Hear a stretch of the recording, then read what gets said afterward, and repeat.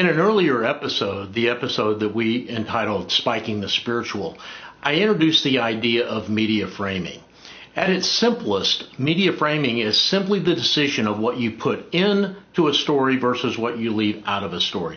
In fact, you can think about media framing in the same way that you can think about this frame of me looking into the camera. You can see me, but you can't see all the stuff around me. I often explain this concept with a photograph of a little boy who appears to be lost in the snow. If all you see is the close-up of that little boy, you don't really know what that story is about. Is he a boy that, for example, is abandoned and is suffering there in the snow? Well, you just don't know. However, if you expand the frame of that picture, you see that he's in fact playing with his friends. And if you expand even further, you discover that this is an outreach of a church in Hawaii. These children never get to see snow. So once a year, this church pays to ship in a bunch of man-made snow to the church grounds and allow the children in the community to come and play. It's actually a very positive and uplifting story about a way that this particular church reaches out to its community. The way that story is framed makes a huge difference in the way you understand that story.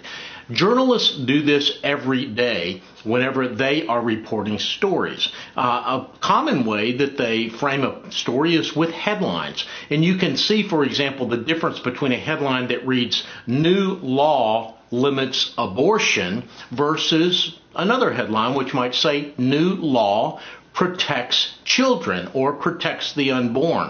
The way that headline frames that story makes a big difference in the way a reader who might not read the rest of the story will understand that particular event.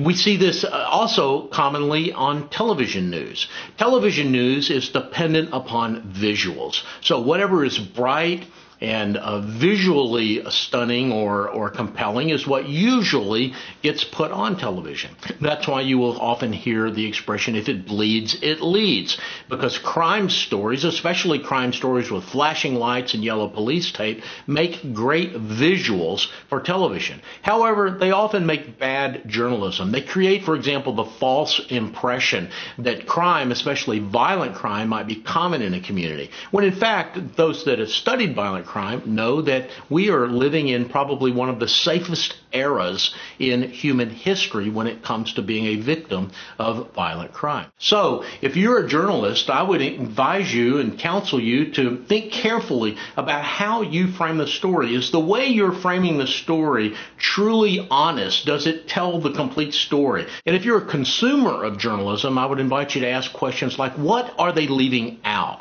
What are some of the questions that are not getting asked and not getting answered in that story? We have a lot more to say about media framing in Chapter 8 of Prodigal Press, and I commend that additional material to you.